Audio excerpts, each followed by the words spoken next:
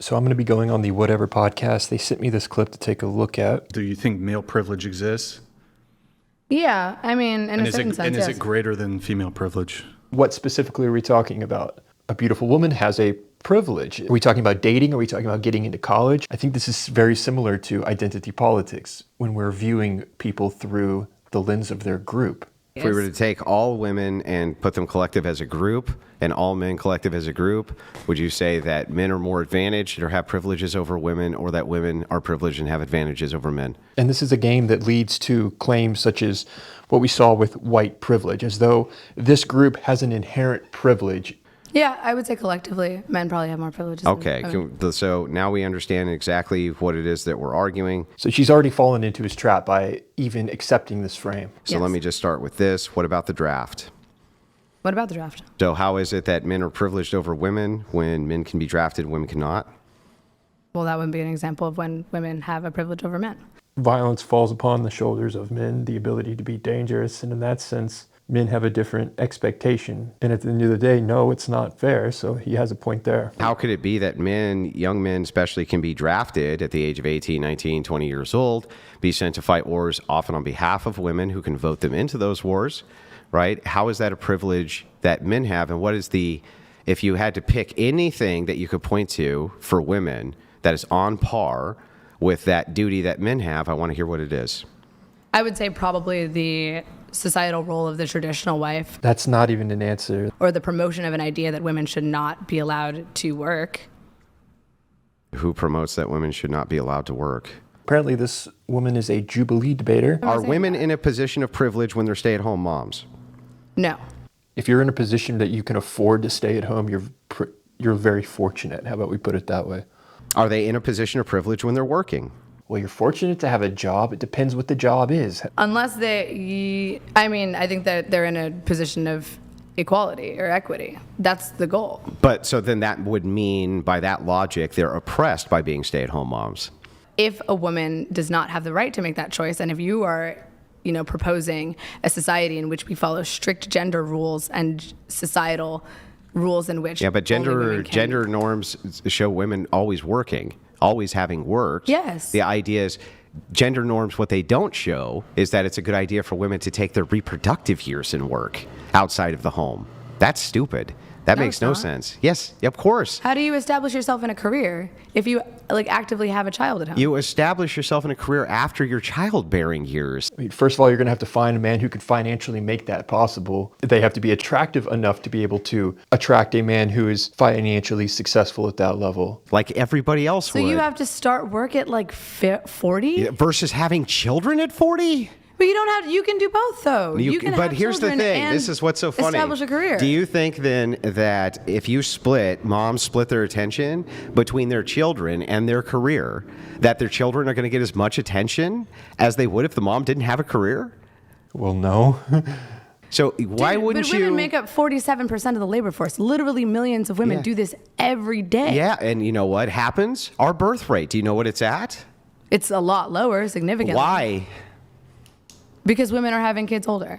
There are also many young men who are not entering the dating pool at the same frequencies they once were. But that's free will. You can't just usurp someone's right to have free will because their job is to have a baby. So let me ask you, is it a negative thing that the birth rate is declining to the point where we can't even sustain our population? Well, we could if we'd allow immigrants to come in. Now she's opened herself up to the great replacement theory, which Andrew is going to pounce on. Wait. So you want to replace the population? No, I'm not a replacement theorist, but you want to replace the population? Can we go back? No. Can you answer the question?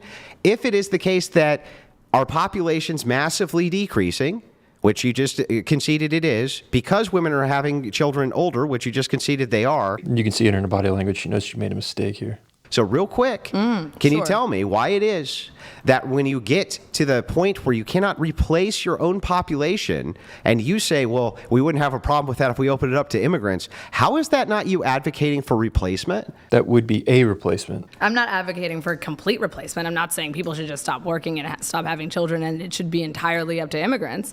But I mean, if we did have more channels for immigrants to come into this country legally, we might not be so worried about the population. Would that replace the domestic population? What's the problem with doing that, though. What, don't. I mean, are we not all humans? Would it replace the domestic population? Andrew does this well, utilizing questions. It's so powerful when done properly. It wouldn't completely replace it. Would it mostly replace it? It would add. Why is it replace? It's adding. Because if the people who are okay, let me ask you this: is it a good thing that Native Americans don't have a lot of kids? She doesn't like that, though, because she can see where he's going with this. Why aren't they having kids? Well, is it a good thing that they are or are not? Would you rather see Native Americans having more kids? I mean, I don't. Like, why is it a bad thing that we came over here and took land from the Native Americans and replaced their population? Why is that bad? He could have stayed on that longer. She was clearly trapped right there. Well, because we killed millions of people and caused significant amounts of suffering. Actually, it was human suffering. It was a genocide.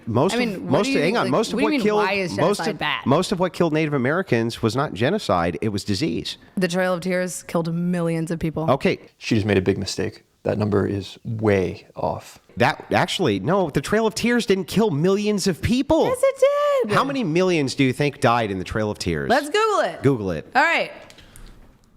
How many millions died at the Trail of Tears? It says an estimated 4,000 out of 16,000 Cherokee people, forced to relocate. Let me see deaths. How many millions?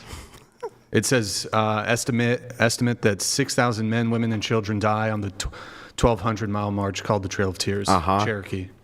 Okay. So is 6,000 anywhere close to millions? Because this indicates that she really has no idea what she's talking about. How many Native American people were killed from colonization? Can you Google that one for me? I don't even know how we would calculate that. Armed conflict, we're talking about disease. Yeah, disease. How many Native How many no, were no, killed no. by disease? You get sick, Yeah. and you don't understand how the disease process works because science hasn't discovered it yet. And then you hand a blanket that sick people have used to another person, not Will understanding you fact check that one too, Brian? Check it. In the United States, in North the America, US. or the In North entire America. Americas? Ooh, actually, including- if we did You're just include the entire goalpost Americas- shifting. She is trying to recover by opening up the pool to try and find something that will reflect the number that she threw out there in the millions. You Millions of people said were millions killed of through people colonization. died during the Trail of Tears. Okay. Stop lying. All right, then let's include all Holy of shit, stop lying. And also, check. All you have But to the do whole is point check that the you disease. said is that Native Americans all you were have to killed. do is check the disease rates. It was 80 to 90% of all natives died from diseases. And by the way, the question that smallpox you were blankets, asking- the smallpox blankets happened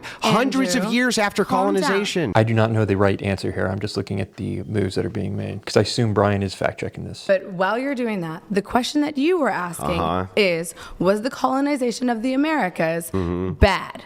And that would be a negative outcome, right? Yes. So oh if my Jap- God, why is my if dad Japan family if Japan wants to keep itself Japanese, is that negative? for what purpose? Because they just want to be Japanese How are they doing that? by not letting in any immigrants. This is an interesting question. Look how she handles this. Are immigrants coming into their country and are they detaining them in cages? and then sending Very, them out? very few are ever allowed to come in, yes. Very few. I mean, if they're not physically hurting or endangering those people, then I wouldn't say that's necessarily a negative.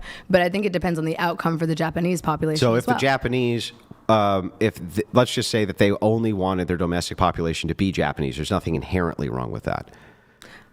I don't know. You don't know? She doesn't want to answer this question. Can I answer the question?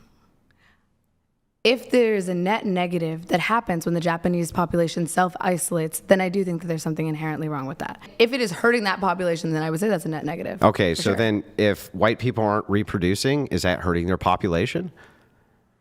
It depends. Do they want to reproduce?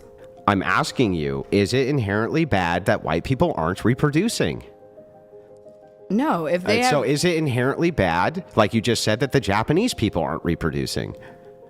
I guess no. If they're So then exercising why- their free will. But What this the is the point. fuck? When you're saying, is it good or bad, in the pursuit of what goal? So if someone were to ask you, was World War II good or bad? Well, war is bad. It's bad that people died. Was it good to defeat Germany? What is the level of analysis? How is it Andrew. bad if the Japanese don't reproduce, but it's bad if they don't, but it's not bad if white people don't?